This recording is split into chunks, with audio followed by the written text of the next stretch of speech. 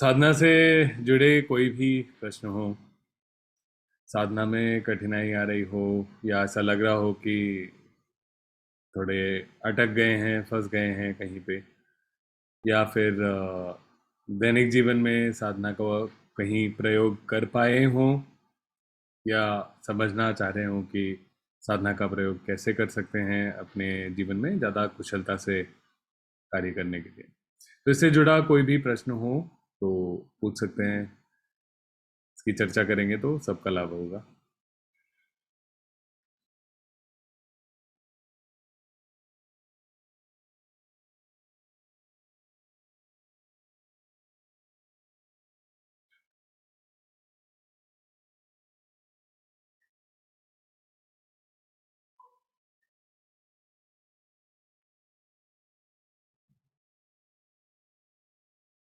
अपनी साधना से जुड़ा प्रश्न पूछिए आप।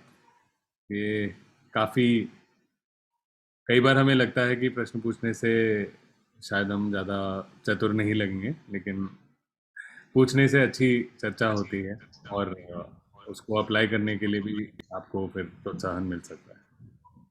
Hello, sir. नमस्कार। I'm Vigna, and I had attended this meta class at university, but that was last day, like. So I'm not sure about the procedure. तो ये साधना कैसे कर सकते हो वो भी जानना था, और दैनंदिन लाइफ में भी कैसे कर सकते हो वो भी जानना था. Thank you. चलिए, साधना की विधि मैंने वैसे आरंभ में बताई थी, आप शायद तब आपने ज्वाइन नहीं किया था। हाँ अ, हाँ. ठीक है, मैं एक बार दोहरा देता हूँ और इसको आज थोड़ा, ये साधना क्यों कर रहे हैं, कैसे कर रहे हैं, इससे क्या लाभ, कैसे, वाई मेडिटेट, और खासकर इस साधना से क्या हमें, इसमें क्या खासियत है जो इससे हम अपने जीवन को सुधार सकें। तो एक चीज मैं कहना चाहूंगा, सारी चीजें जो भगवान बुद्ध ने एक अपने पूरी शिक्षा, अपने पूरे धर्म का जो एक मूल दिया था, एक जो क्रक्स दिया था उन्होंने, वो चार आर्य सत्यों में दिया था। तो चार आर्य सत्य जो है वहां से आरंभ करते हैं। कई सूत्रों में भगवान बुद्ध ये भी कहते हैं कि मैं केवल एक चीज सिखाता हूँ, वो है दुख का अंत। मैं ये नहीं कह रहा हूँ कि आप बैठ के कई सूत्र हैं, जैसे मालवक्य पुत्र सूत्र है, जहाँ पे लोग आके मेटाफिजिकल क्वेश्चंस पूछते हैं कि यूनिवर्स एटर्नल है, इनफाइनाइट है, आफ्टर लाइफ में क्या होता है, नहीं होता है, ये सब ऐसे बहुत सारे प्रश्न पूछते हैं। लेकिन भगवान बुद्ध कहते हैं, कई कुछ कुछ सूत्रों में कुछ कुछ टिप्पणियां हैं इनके बारे में, लेकिन उनका फोकस हमेशा ये रहता है कि दुख के अंत का मार्ग मैं दे रहा हूँ। और उनका जो खुद का एक्सपीरियंस रहा, वो ऐसा रहा कि पहले भगवान बुद्ध निकले इस खोज में कि जो संसारिक दुख है जो सबके जीवन को छू रहा है, मतलब दुख ऐसी चीज है, यहाँ पे इंग्लिश में कई बार सफरिंग ट्रांसलेट करते हैं, वो मुझे लगता है थोड़ा इनएडेक्वेट है, बहुत बड़ी चीज लगती है। दुख, असंतोष किसी भी टाइप की चीज हो सकती है। आप पिछला एक हफ्ता, एक महीना, एक साल देखिए, क्या ऐसा कोई समय था जब आपका मन बार बार एक ही चीज पे अटका हुआ था कि मुझे ये चीज हासिल होनी चाहिए, या मुझे ये पसंद नहीं है, ऐसा, ऐसी परिस्थिति क्यों हो रही है, ये व्यक्ति ऐसा क्यों कर रहे हैं, या ये चीज ऐसे क्यों है। ऐसे अलग अलग हमारे जीवन में छोटे से बड़ा असंतोष और दुख हो सकता है। ऐसा भी हो सकता है कोई हमारा जो करीबी है, उनको बहुत हानि पहुंची हो, या जीवन चला गया हो उनका, या कोई हमारा रिश्ता है वो टूट गया हो, ऐसे बड़ी चीज़ें हो सकती हैं। हमारे साथ कोई हादसा हुआ हो, एक्सीडेंट हुआ हो, बहुत हमें नुकसान पहुंचा हो, या कोई डिसीज हुआ हो जिससे लगातार हमें कष्ट हो रहा हो। तो दुख का अंत जब भगवान बुद्ध कहते हैं, वो ये कहते हैं कि बिल्कुल छोटे से छोटे दुख से लेकर बड़े से बड़ा दुख, तो इसके अंत का राह मैं बताना चाहता हूँ। तो ये उनकी शिक्षा का मूल है। चार आर्य सत्य उन्होंने बताए। सबसे पहला आर्य सत्य है दुख का सत्य, कि जीवन में दुख उपस्थित है। ये नहीं कि जीवन ही दुख है या जीवन में हर पल दुख है, लेकिन हम सब ने कभी ना कभी इसका अनुभव किया होता है कि अलग अलग समय पर हमारे जीवन में हमें दुख का अलग अलग मात्रा में अनुभव होता है कि कोई चीज है जो नहीं पसंद। दूसरा जो आर्य सत्य भगवान बुद्ध बताते हैं, वो बताते हैं कि दुख का आधार क्या है, दुख किस चीज के बलबूते पर दुख हमारे जीवन में उत्पन्न होता है। और वहां वो कहते हैं दुख का जो समुदाय या ओरिजिन है, जो आधार है, वो है तृष्णा। अब तृष्णा को लोग अलग अलग तरीके से समझते हैं। आजकल मॉडर्न हिंदी में तो ये इस शब्द का प्रयोग होता भी नहीं है ज़्यादा। इंग्लिश में इसको क्रेविंग ट्रांसलेट करते हैं। क्रेविंग भी एक बहुत बड़ा कैटेगरी है। क्रेविंग ये चीज़ हो सकती है कि मतलब जैसे किसी को ड्रग्स की लत हो और वो बिल्कुल मतलब ऐसा उनका मतलब बदन छटपटाने लगे कि मुझे अगला डोज चाहिए। या ऐसा भी हो सकता है कि कोई सिग्नल पे हम खड़े हैं गाड़ी लेकर, बहुत देर से लाल बत्ती है और हमारे अंदर एक वो हो रही है कि तृष्णा हो रही है कि अरे कब बदलेगा। तो तृष्णा भी अलग अलग तरीके की हो सकती है, अलग अलग मात्रा की हो सकती है। लेकिन भगवान बुद्ध कहते हैं दुख का आधार तृष्णा है।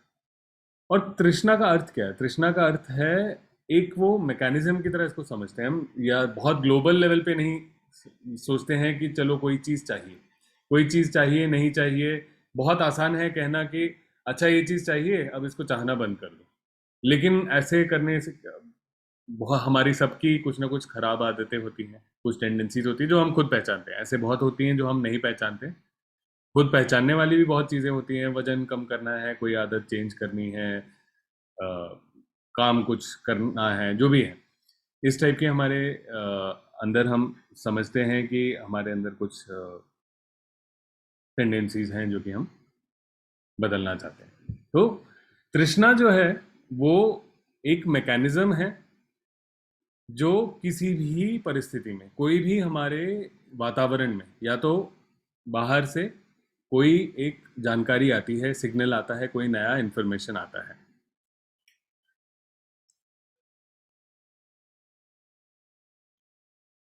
सॉरी, मेरा इंटरनेट बंद हो गया था, एक मिनट। हाँ जी। तो कोई जानकारी आती है, कोई फ़ोन पे आपको कुछ इन्फॉर्मेशन मिला, या कोई चीज़ आप कुछ जैसे कोई स्पोर्ट्स देख रहे हैं, उसमें कुछ आगे बढ़ता है कोई चीज़, या फिर खाने की सुगंध आ रही है, कोई भी चीज़ है, कोई किसी तरीके की जानकारी हमारे ध्यान में आती, हमारे आयतनों पे, इंद्रियों पर आकर जुड़ती है, उसको हम पहचान पाते हैं अगर, तो वहाँ तृष्णा उस पर जुड़ता है, कहता है कि क्या ये चीज़ मुझे पसंद है नापसंद। ये हमारा बेसिक एक तृष्णा जो है एक हमारे सर्वाइवल मैकेनिज्म से जुड़ा है।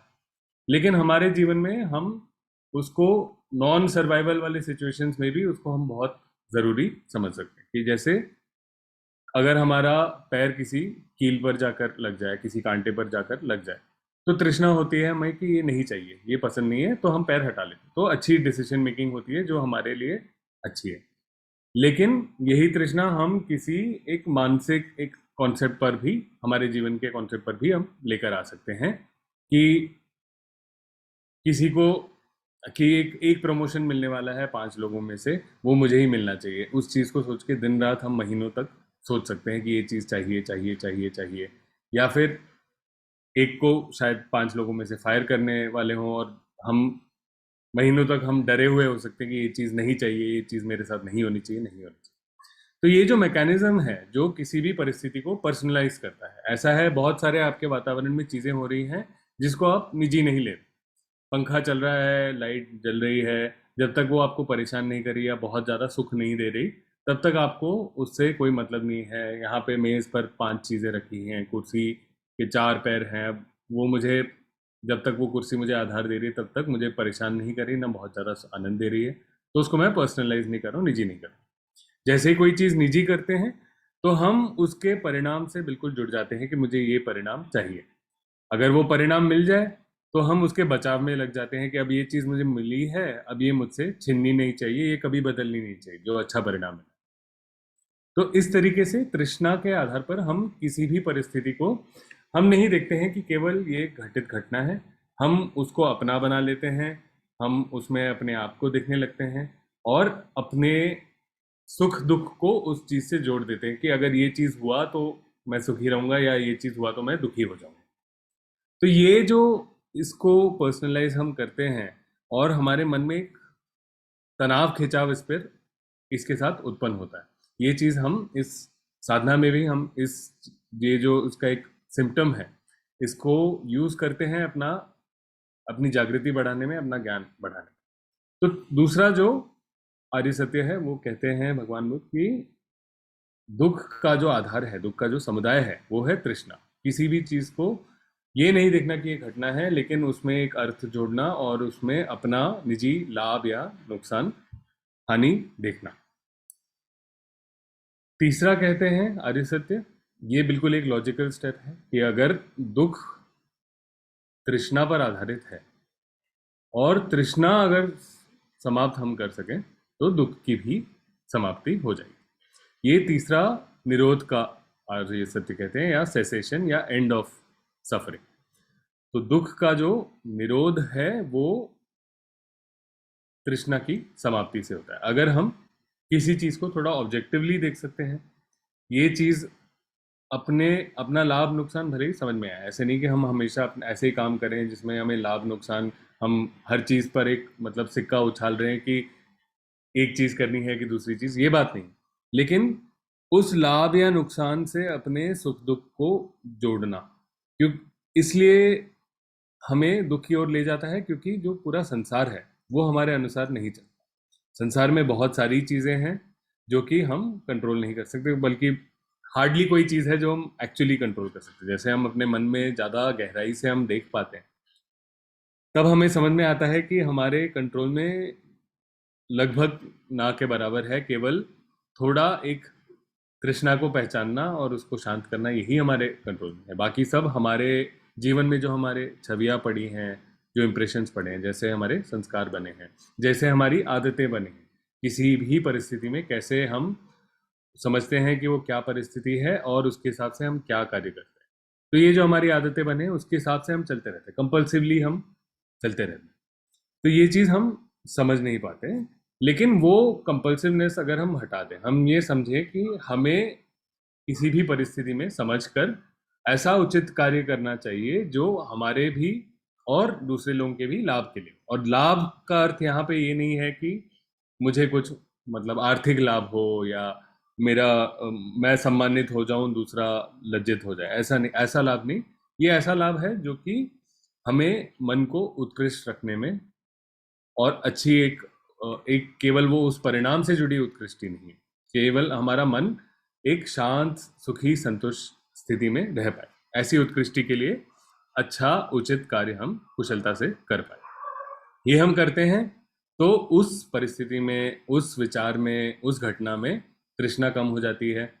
उसके परिणाम से हम अपने सुख दुख को जोड़ते हैं और परेशान होते हैं, रोते हैं, या उसके लोभ में अपने आप को दुखी करते हैं, वो चीज हट जाती है। तो दुख का निरोध या दुख का अंत तृष्णा के अंत से होता है।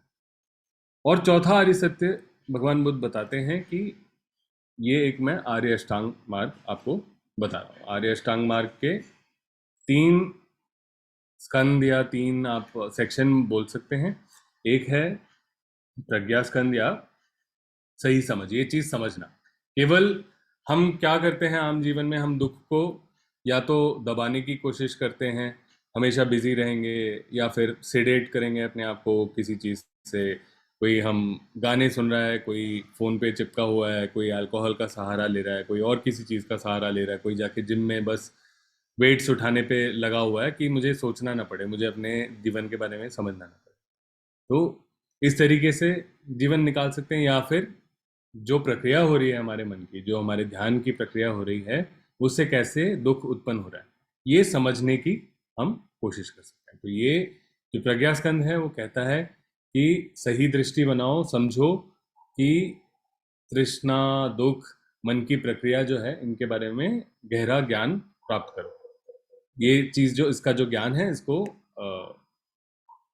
सम्यक दृष्टि या वाइस व्यू कह सकते हैं। और इसके साथ एक संकल्प या एक रेजोल्यूशन बनाइए, एक इंटेंट बनाइए कि हम हर परिस्थिति में छोटे परिणाम से जुड़े लाभ, हानि को छोड़कर अपने मन की भावना, मन की डेवलपमेंट, कल्टीवेशन, ज्ञान की कल्टीवेशन, कुशलता की कल्टीवेशन, इन चीज़ों पर हम ध्यान रखेंगे। तो ये एक जो डिटर्मिनेशन है, संकल्प है, रेजोल्यूशन है, ये करना कि हर समय हम अपने आप को एक अच्छे आध्यात्मिक प्रगति के राह पर हम आगे बढ़ाएंगे। तो ये हमारा प्रज्ञा स्कंद हो गया। फिर हमारा आता है समाधि स्कंद, मतलब ऑर्डर्स अलग अलग तरीके से अलग अलग सूत्रों में लिखा गया। समाधि स्कंद है जो प्रैक्टिस से राइट कलेक्टेडनेस या सही ध्यान समाधि, एक मन की ऐसी निर्मल शांत स्थिति जिसमें हम ज्ञान की प्राप्ति कर सकें, और उसके आगे पीछे एक साधना की विधि, ये चीज हमें बताई जाती है।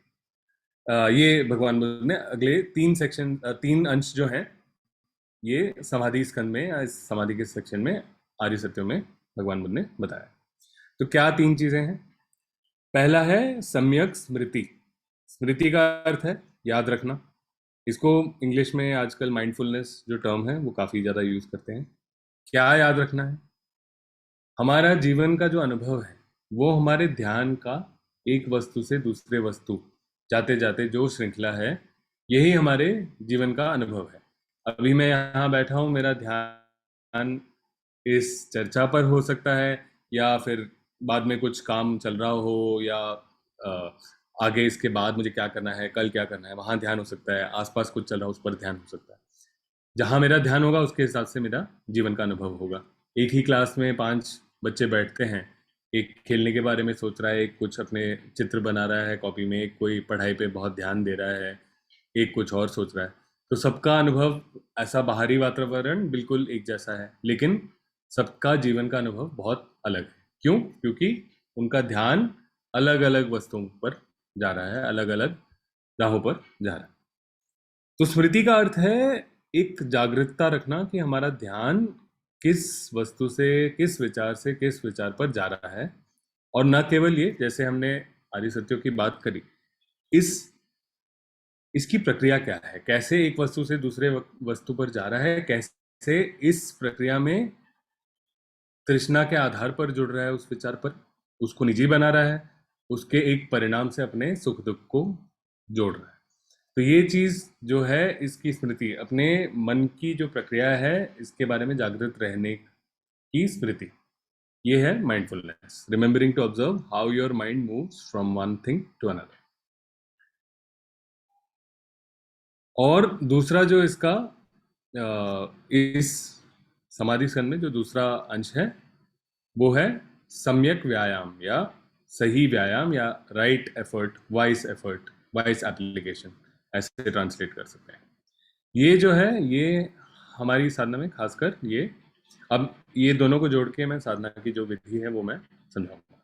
इसका अर्थ है कि जब हमारा मन किसी अकुशल, अनहोलसम स्थिति में पहुंच जाए, तब उसको तुरंत पहचान कर हम एक कुशलता से, एक निर्मलता से, बिना उससे लड़े, बिना परेशान हुए, बिना उससे आकर्षित हुए उस चीज से, हम एक कुशलता से अपने ध्यान को एक उत्कृष्ट स्थिति में, एक होलसम स्टेट में लेकर आते हैं वापस। तो अब मैं साधना की विधि बताता हूँ, इससे जोड़ता हूँ कि कैसे ये सम्यक स्मृति और सम्यक व्यायाम से जुड़ा है, और जो तीसरा अंश है सम्यक समाधि, उससे भी कैसे जुड़ा है, ये अब मैं बताता हूँ। अब ध्यान की प्रक्रिया के बारे में हम समझना चाहते हैं, मन को एक उत्कृष्ट स्थिति में रखना चाहते हैं, इसलिए हम एक साधना का आलम्बन लेते हैं जो कि मन को उत्कृष्ट रखे। यहाँ पर ब्रह्म विहार या डिवाइन अबोर्ड्स कह सकते हैं इसको, मंगल मैत्री है, पहला ब्रह्म विहार है, बहुत बढ़िया ब्रह्म विहार है, उसमें हमारा मन रहे तो बहुत अच्छी चीज़ है। मंगल मैत्री का अर्थ है, इसको लविंग काइंडनेस ट्रांसलेट करते हैं, एक मैत्री का भाव दूसरे की या अपनी भलाई के लिए एक शुभेच्छा जो है कि आप, मैं सुखी शांत संतुष्ट रहूं, आप सुखी शांत संतुष्ट रहें, एक शुभेच्छा, एक फीलिंग ऑफ गुडविल। ये जो विचार है ये ये जो भाव है ये हम अपने मन में उत्पन्न करके अपने लिए इसकी कामना करते हैं आरंभ में, और एक मित्र के लिए ये कामना करते हैं। कैसे करते हैं? ये हमारा साधना का आलम्बन है, ये हमारा ऑब्जेक्ट ऑफ मेडिटेशन है, वो आधार है वो जिस पर हम मन रखेंगे और जहां से ध्यान जब जब भटकता है तो उसको पहचानेंगे, अपनी स्मृति को तेज करेंगे और कुशलता से वापस लेकर आएंगे अपने सही व्यायाम को और बढ़ाएंगे। तो अपने जीवन में कोई एक सुखद घटना हम याद करते हैं जब हमारा मन बहुत सुखी, शांत, संतुष्ट हो, कोई दुनिया से, संसार से कोई हमें शिकायत नहीं हो, कोई प्रॉब्लम नहीं हो, बिल्कुल एक expensive spacious state of mind कि कोई हमें कमी नहीं महसूस हो रही उस समय जीवन में। बच्चों के साथ, परिवार के साथ, मित्रों के साथ, पालतू जानवरों के साथ बिताए हुए पल कई बार ये भाव देते हैं। और भी कोई भाव हो सकता है आपके जीवन में, और भी कोई घटना हो सकती है आपके जीवन में जब ये भाव निर्मित हुआ हो, उसको आप प्रयोग कर सकते हैं।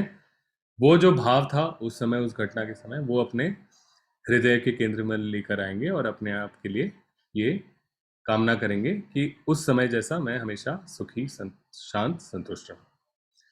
ये अपने मन में कह सकते हैं आधार देने के लिए उस भाव को, बार बार नहीं, उसको मंत्र की तरह नहीं उच्चारण। यही 10 मिनट अपने आप को हम भेजते हैं ये भाव, फिर 20 मिनट अपने आध्यात्मिक मित्र को, एक ऐसा मित्र जो हमारे लिए भला सोचता हो, जिसके लिए हम भला सोचते हो, परिवार का सदस्य ना हो, जीवित हो, स्वस्थ हो, और ऐसा कोई व्यक्ति ना हो जिससे कोई शारीरिक आकर्षण हो हमें। Keep it simple, keep it easy. ऐसा कोई दोस्त जिसके लिए बहुत स्वाभाविक तौर से हमारे मन में शुभेच्छा जागती हो। इससे आरंभ करेंगे। बाद में हम चाहेंगे कि पूरे संसार के हर एक जीव, भले ही उसके साथ हमारा कैसा भी रिश्ता हो, उसको भेज पाए। लेकिन आरंभ में बेबी स्टेप्स लेंगे, थोड़ा अपने मन को पहले कल्टिवेट करेंगे। तो 10 मिनट अपने आप को ये भाव भेजेंगे, 20 मिनट अपने मित्र को यही भाव भेजेंगे कि जैसे मैं उस समय सुखी था, संतुष्ट था। वो जो भाव है, वो घटना नहीं है आपने विश करनी कि ऐसी घटना आपके साथ हो। उस समय जैसे मेरा मन की जो अवस्था थी वैसी अवस्था आपके भी हो, ये हमने कामना करनी। जब ये हम भाव उनको भेजते हैं, तुरंत कुछ ही क्षणों में हमारा ध्यान कहीं ना कहीं किसी न किसी विचार पर भटकेगा।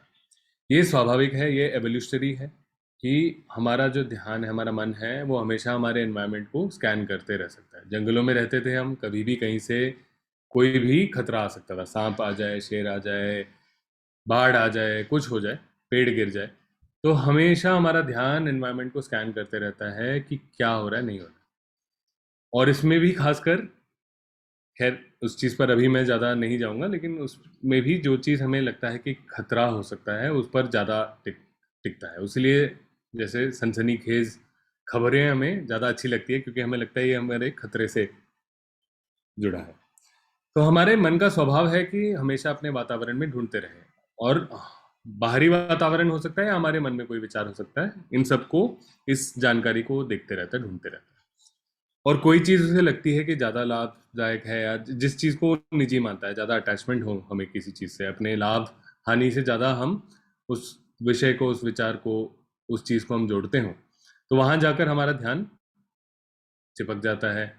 चाहने लगता है कि मुझे एक परिणाम मिलना चाहिए, नहीं मिलना चाहिए। इस चीज़ में जैसे हम बात कर रहे थे, इस लूप में फंस जाता था, बार बार साइकिल में चले जाता है कि उसने मुझे ऐसा क्यों कहा, मुझे उसको वैसा कहना चाहिए। इस तरीके से एक विचार से जुड़ जाता है हमारा ध्यान।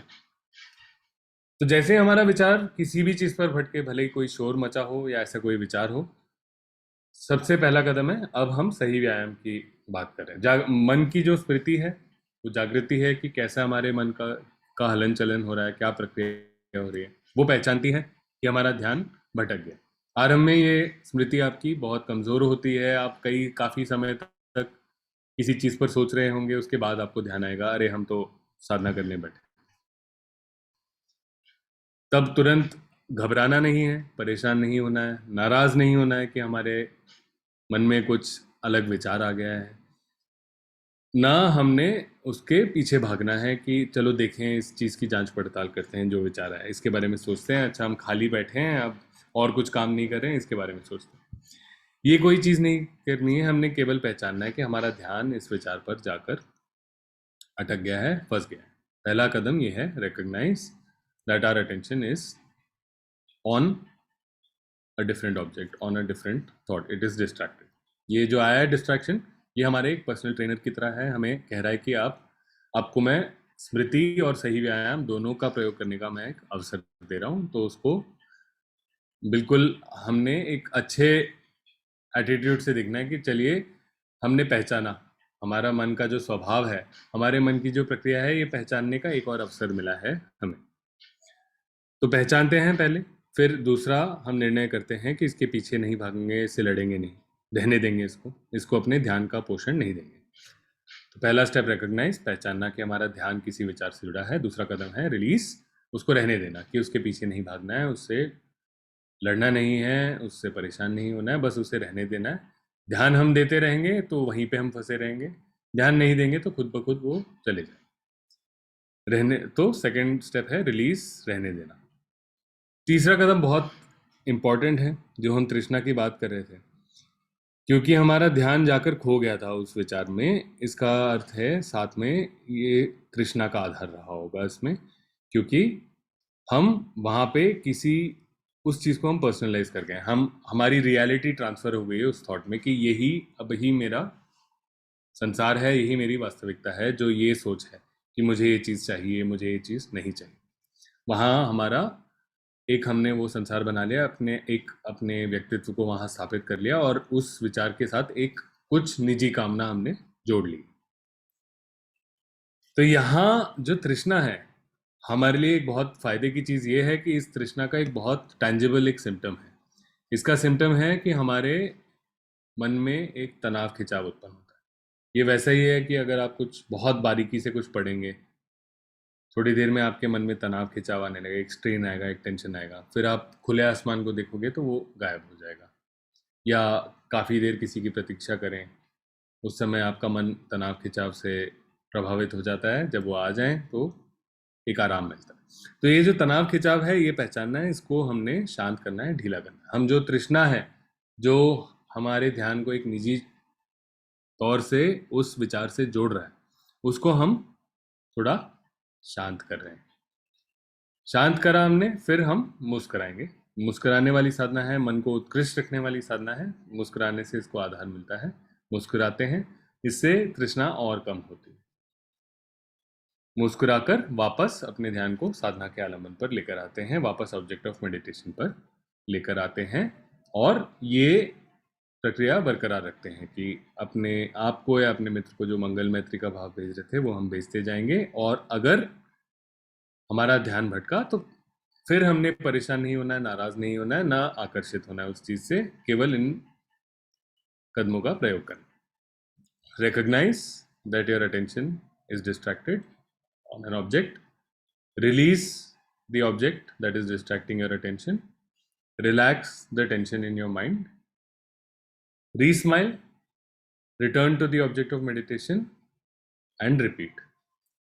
पहचाने, रहने दें, मन के तनाव खिंचाव को शांत करें, मुस्कुराएं, वापस साधना के आलंबन पर आएं और बरकरार रखें। ये 6 कदम हम प्रयोग करेंगे, ये है सही व्यायाम। तो इसका अर्थ ये है कि हम जो दुख है, दुख को हम दबाना नहीं चाहते हैं, ना उससे लड़ना चाहते हैं, ना अपने आप को इधर उधर बिजी करके उसको इग्नोर करना चाहते हैं कि ये हमारे जीवन में एग्जिस्ट नहीं कर। जैसे मैं पहले बता रहा था कि कोई कोई किताबों में हो जाएगा, कोई कुछ टीवी देखने में बिजी हो जाएगा, मोबाइल पे बिजी हो जाएगा, कोई अल्कोहल या इंटॉक्सिकेंट्स में बिजी हो जाएगा, कोई जिम में जाके बिजी हो जाएगा। ये केवल एक हमारा तरीका है कि उस दुख को कुछ समय अपने ध्यान को उससे दूर करना। लेकिन जो ज़्यादा सस्टेनेबल, ज़्यादा लॉन्ग टर्म में इफेक्टिव जो सोल्यूशन है, वो है कि हम समझें कि दुख उत्पन्न होने की प्रक्रिया क्या है उसका आधार, और कैसे हम उस आधार के साथ कार्य कर सकें ताकि हमारे जीवन में दुख उत्पन्न ना हो। तो इस साधना में यही करें। तो जितनी बार डिस्ट्रैक्ट हो, कोई बुराई नहीं है। एक बार आप बैठे हैं, कितनी भी बार आपका मन किसी विचार पर जाकर अटके, ये आपके मन को एक सीखने का अवसर है। अगर आप नहीं 6 कदमों का ये सही व्यायाम का प्रयोग नहीं करते हैं, उसके पीछे जाते हैं, आकर्षित होते हैं या लड़ने लगते हैं कि ये चीज़ मुझे नहीं चाहिए, तब आप अपने मन को गलत आदतें, खराब आदतें सिखा रहे हैं। लेकिन अगर आप ये 6 कदमों का प्रयोग कर रहे हैं तो आप अपने मन को एक नई आदत सिखा रहे हैं कि किसी घटना को, हमारे पास ये चॉइस है, ये ऑप्शन है कि उस घटना को हम पर्सनल, अपने अस्तित्व से, अपने मान अपमान से ना जोड़ें, केवल एक घटना की तरह देखें कि ये इट हैपेंड टू मी की जगह इट हैपेंड की तरह हम देख सकें उस चीज़ को। तो ये हम अच्छी आदत अपने मन को सिखा रहे हैं 6 कदमों का प्रयोग कर। तो समाधि स्कंद में ये 2 अंशों की बात करी हमने। सम्यक स्मृति, ये जागृति, जब जब हमारा ध्यान कहीं भटक रहा है, कैसे भटक रहा है, कब तृष्णा के आधार पर जुड़ रहा है किसी विचार पर, इस चीज़ की जागृति। स्मृति को हम बढ़ा रहे हैं, हर बार हम 6 कदमों का प्रयोग करते हैं तो हमारा मन भी सीखता है कि अरे हमने पहचाना अपने मन के प्रक्रिया को और सही व्यायाम का प्रयोग किया। तो ये दोनों कुशलताएं बढ़ रही हैं ऐसे साधना करने से। तीसरा अंश जो है उसमें मैं बहुत गहराई में नहीं जाऊंगा, वो है सम्यक समाधि। तो जैसे हम ये चीज़ करते हैं, हमारे मन में अलग अलग विचारों की ओर जो तृष्णा होती है वो कम होती रहती है, तो हमारा मन कुछ अलग अलग स्थितियों में से गुजरता है। इनको ध्यान समाधि कहते हैं, स्लो मोशन स्टेट्स कह सकते हैं आप इनको। इसमें हमारा ध्यान एक तो बहुत आराम से साधना के आलंबन पर मेडिटेशन ऑब्जेक्ट के साथ रह पाता है। ऐसा नहीं है कि हमने कह दिया कि हम केवल यही ध्यान रखेंगे, बाकी कुछ हो तो हम उससे लड़ेंगे। बाकी जो चीज़ें हो रही हैं वो होने देंगे। हम अवेयरनेस रख रहे हैं कि हमारे वातावरण में, अंदरी वातावरण, बाहरी वातावरण में क्या चीज़ हो रही है, क्या चीज़ हमारे ध्यान को आकर्षित कर रही है, उस चीज़ को हम कर रहे हैं। लेकिन हम एक आराम से अपने साधना के आलंबन से, न केवल लड़के, ऐसा नहीं कि हमने एक फोर्ट बना रखा है और उसको हमने डिफेंड करना है साधना, इस तरीके से नहीं रह रहे हैं। बहुत हम प्यार से, सरलता से, निर्मलता से, आराम से अपने साधना के आलंबन के साथ रह पा रहे हैं। और हमारा मन अच्छी आदतें सीख रहा है कि हर चीज़ के पीछे भागना आवश्यक नहीं है, हर चीज़ को निजी बनाना आवश्यक नहीं है, एक उत्कृष्ट स्थिति में रहना भी एक हमारे पास ऑप्शन है, ये चीज़ सीख रहा है तो एक सेटल्ड स्टेट में पहुंच जाता है। ऐसे अलग अलग 8 ध्यान समाधि हैं और उसके बाद एक निरोध का एक स्टेट होता है। इन चीज़ों के आज के सत्र में गहराई में मैं नहीं जाऊंगा, लेकिन ये जो हमारे आर्य अष्टांग मार्ग में समाधि स्कंद में ये तीसरा अंश है, सम्यक समाधि, वाइस कलेक्टेडनेस या इफेक्टिव कलेक्टेडनेस बोलते हैं। कॉन्सेंट्रेशन की जगह मैं कलेक्टेडनेस बोलता हूँ, क्योंकि ऐसा है कि आप आराम से हैं, एक बैलेंस से हैं, ना कि आप किसी चीज़ को जकड़ के बैठे। अगर हम जकड़ के बैठेंगे साधना के आलंबन में तो उसमें भी हम तृष्णा ले आएंगे। हम ये कहेंगे कि अरे इससे दूर जाएगा तो मुझे पसंद नहीं है, अगर इससे दूर गया तो ये मेरे लिए एक बुरा परिणाम है, उसमें हम तृष्णा ले आएंगे। वहाँ पे हमने वो भाव नहीं लेके आना है, तृष्णा हमने कम करनी है, यही दुख का आधार है। इसलिए हम आराम से, निर्मलता से, सरलता से उससे जुड़े रहेंगे। कोई विचार अगर ले आए तो हम उसको अपना आभार देंगे कि आपने हमें अपने मन की प्रक्रिया के बारे में सीखने का एक और अवसर दिया। सही व्यायाम का प्रयोग करेंगे, इस प्रयोग से अपनी स्मृति और सही व्यायाम दोनों कुशलताओं को हम आगे बढ़ाएंगे। तो इसमें अभी हम आर्य अष्टांग मार्ग में 5 चीज़ों की चर्चा कर चुके हैं। जो पहला प्रज्ञा स्कंद है, सही सम्यक दृष्टि, सम्यक संकल्प। फिर समाधि स्कंद जो है, सम्यक स्मृति, सम्यक व्यायाम और सम्यक समाधि। और जो आखिरी तीसरा जो स्कंद है या सेक्शन है, इसे एक शील या कॉन्डक्ट या अपना लाइफस्टाइल से रिलेटेड हम सेक्शन कह सकते हैं। इसमें 3 चीज़ होते हैं, सही कर्मांत, एक्शंस, सही वचन, सम्यक वाणी, और सही जीविका, आजीविका, आपका लाइफस्टाइल या लाइवलीहुड आप जो कह सकते हैं। इस पे भी मैं आज बहुत डीप नहीं जाऊंगा, क्योंकि आपका प्रश्न भी इस पूरी साधना से जुड़ा था। ये जो पार्ट है ये क्या है कि जैसे मैंने कहा था, हम कोई भी एक्शन करते हैं, हमारा मन हमेशा सीखते रहता है, देखते रहता है कि ये परिस्थिति हुई, हमने ये कार्य किया। और हमारा मन जो है इसमें, जैसे हमारा बेसिक जो सर्वाइवल एवोल्यूशनरी हमारे जो बायोलॉजी है, वो कहती है अगर मैंने एक कार्य करा और मैं अभी जीवित हूँ, स्वस्थ हूँ, इसका अर्थ मैंने सही कार्य किया होगा। दोबारा मैं शुरू से दिमाग नहीं लगाऊंगा कि मुझे क्या करना चाहिए, मैं वही चीज़ दोबारा कर दूँ। ऐसे ही ये जो एक हमारी टेंडेंसी है, इसी से हमारे हैबिट्स बनते हैं कि कोई चीज़, कोई भी जो हैबिट्स हैं वो यही कहते हैं कि इस परिस्थिति में मैंने ये कार्य किया और ये ठीक ठाक सफल रहा, तो ये बार बार यही काम हम करते हैं।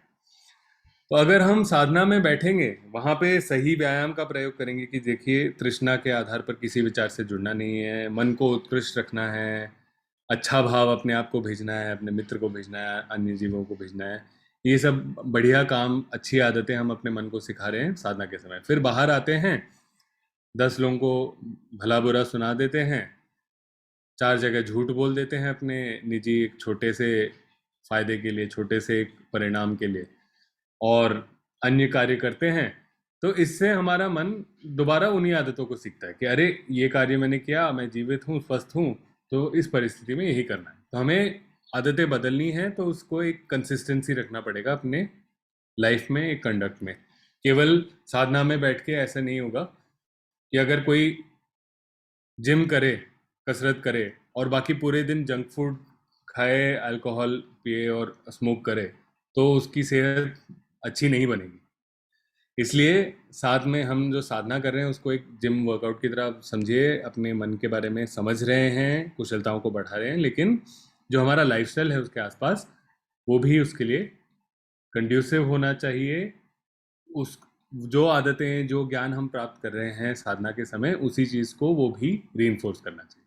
हम दुख से भाग नहीं रहे हैं, चैलेंजिंग सिचुएशन से भाग नहीं रहे हैं, बल्कि हम उन परिस्थितियों में हमारे मन की प्रक्रिया को समझ रहे हैं, ताकि अपनी मन की प्रक्रियाओं को हम कुशल बना सकें और उस परिस्थिति के परिणाम से अपने सुख दुख को अलग कर सकें। हमारे सुख हमारे हाथ में हो, उस परिस्थिति के परिणाम से ना जुड़ा हो, और ऐसा कार्य कर सकें जिससे हमारे मन में तो सुख उत्पन्न हो ही, जितना हो सके दूसरों के लिए भी सुख उत्पन्न करें, उनके लिए पीड़ा उत्पन्न ना करें। तो ये कुशलता के लिए हमने हर समय ये जो ऑब्जर्वेशन है, सही स्मृति, मन की जागृति रखना कि कब कब हमारा ध्यान कहाँ जा रहा है, कृष्णा से कैसे जुड़ रहा है, कैसे एक ऐसी अपने लिए एक संसार, एक वातावरण, एक रियलिटी खड़ी कर रहा है कि इसका फायदा, इसमें एक परिणाम हो तभी मैं खुश रहूंगा, उस परिणाम के लिए मैं कुछ भी कर लूंगा, भले अपना नुकसान हो, दूसरे का नुकसान हो, कुछ भी हो। तो ये चीज अगर करेंगे तो हम खराब आदतें, हमारा मन सीखेगा। इस चीज के लिए जो तीसरा स्कंद है, शील स्कंद, इसमें कैसे हमारे कार्य होने चाहिए, कैसे हमारी वाणी होनी चाहिए, कैसा हमारा लाइवलीहुड होना चाहिए, इसके बारे में थोड़ा विश्लेषण है। ये अलग किसी सत्र में इसकी चर्चा कर सकते हैं क्योंकि आज का समय हो गया, लेकिन ब्रॉडली ये फ्रेमवर्क है मेडिटेशन का। क्यों करें मेडिटेट, क्या सीखना चाह रहे हैं, किस तरीके से हम दुख का अंत करना चाह रहे हैं, इसको हम भागना नहीं चाह रहे हैं, ना उसको दबाना चाह रहे हैं, ना अपने ध्यान को किसी और चीज में व्यस्त रखना चाह रहे हैं, ताकि हमारे मन जीवन में जो जो आवश्यक चीजें हैं जिसको हम निजी मानते हैं वहीं से दुख उत्पन्न होता है, तो इनको हम नेग्लेक्ट नहीं कर सकते। लेकिन हम समझ सकते हैं कि हमारी मन की प्रक्रिया कैसे होती है जिससे हम दुख के विक्टिम्स बन जाते हैं, दुख के लिए अपने आप को वल्नरेबल कर देते हैं, और क्या वो कुशलता है जो हम बढ़ा सकते हैं जिससे कोई भी परिस्थिति हो उसमें अपने मन को हम निर्मल रख सकें, शांत रख सकें और कुशलता से कार्य कर सकें, स्किलफुली कार्य कर सकें, जिससे हमें भी लाभ हो और जो अन्य व्यक्ति हों उनको भी लाभ हो सके, कंपैशनेटली काम कर सकें, केवल अपने निजी फायदे नुकसान के लिए दूसरों का हानि ना करें, सबके लिए कंपैशन रखते हुए, अपने लिए भी कंपैशन रखते हुए कार्य कर सकें। तो ये ओवरऑल फ्रेमवर्क है, और जो बीच में जो हमने बात करी थी वो हमारा ट्रेनिंग का तरीका है, जिसे हम सम्यक स्मृति और सम्यक व्यायाम को ट्रेन करते हैं एक ऑब्जेक्ट ऑफ मेडिटेशन मंगल मैत्री का रखकर, और जब भी उससे विचार भटके सही व्यायाम का प्रयोग करके। जैसे जैसे हम ये करते हैं हमारा मन शांत होने लगता है, स्थिर होने लगता है, निर्मल होने लगता है, ध्यान समाधियों से गुजरता है, साथ में हम ज्ञान प्राप्त करते रहते हैं, अपने मन की प्रक्रिया के बारे में, हमारी जो दृष्टि है, अंडरस्टैंडिंग है, व्यू है, वो रिफाइन होते रहती है।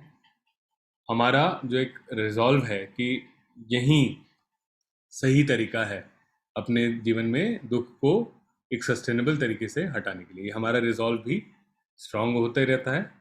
और इसके अलावा हम अपने जीवन को ऐसे डिज़ाइन करते हैं कि ये जो ज्ञान प्राप्ति कर रहे हैं, जो रिफाइनमेंट कर रहे हैं अपने अंडरस्टैंडिंग की, जीवन की, अपने सुख दुख की, इसको अपने लाइफस्टाइल से भी सपोर्ट करें। वो चीज़ ऐसे कार्य हों हमारे दैनिक जीवन में जो कि ये जो हम प्रयत्न कर रहे हैं, जो ज्ञान प्राप्त कर रहे हैं, जो अच्छी कुशलताएं बढ़ा रहे हैं, हमारे दैनिक जीवन के कार्य भी ऐसे हों जो उसके कंड्यूसिव हों, उसके लिए अनुकूल हों, उसको रीइंफोर्स करें, उसको आधार दें। और उस ऐसा हम करें, इस तरीके से हम कार्य करें तो उससे भी हमारी जो सही दृष्टि है, जो ज्ञान प्राप्ति है, सही संकल्प जो है, करेक्ट चॉइस, डिसीजन मेकिंग जो है, वो चीज़ भी रीइंफोर्स होती रहती है। तो इस तरीके से एक आर्य अष्टांग मार्ग एक प्रैक्टिकल गाइड या डू इट योरसेल्फ टेक्निक की तरह भगवान बुद्ध ने बताया है। तो ये है पूरे एक जो टेरिटरी है हमारे साधना की, जैसे हम प्रैक्टिस करते हैं अपने मन की का विकास करते हैं और दुख से दूर एक सुखी, संतुष्ट, उत्कृष्ट मन की तरफ जाते हैं, बिना दैनिक जीवन, व्यावहारिक, सांसारिक जीवन, निजी जीवन से भागे हुए। उससे भागने की आवश्यकता नहीं है, उसको दबाने की आवश्यकता नहीं है। जो जो चीज़ें होती हैं उस हर परिस्थिति में अपने मन में कुशलता हम ला सकते हैं, कुशलतापूर्वक कार्य कर सकते हैं और साथ में ही दुख की समाप्ति भी कर सकते हैं।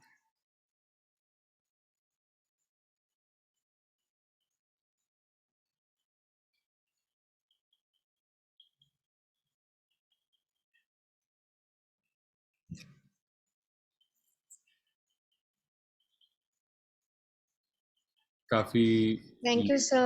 लंबा Very nice. Very nice talking about. बखान हो गया, but I hope it was useful. Thank you, sir. और It was very helpful. Most welcome.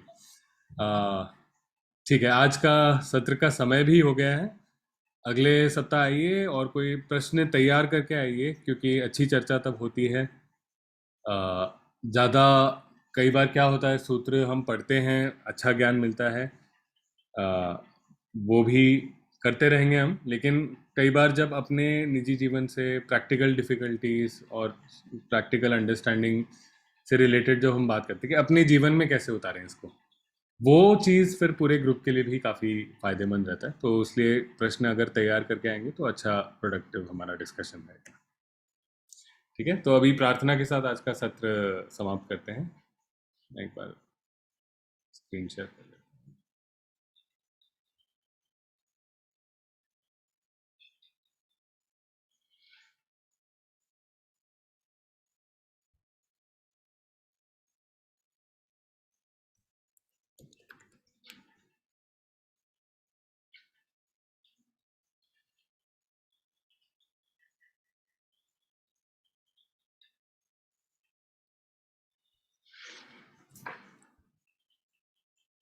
दुखग्रस्त हूँ दुख मुक्त, भयग्रस्त हूँ भय मुक्त, शोकग्रस्त हूँ शोक मुक्त, हो सुखी सब प्राणी। हमने किया जो यह पुण्य संपादन, सभी संपदार्थ सभी देव दें उसे अनुमोदन। आकाश और भूमि के महासिद्ध देवनाग करें पुण्य का अनुमोदन, चीरकाल रखें बुद्ध शासन।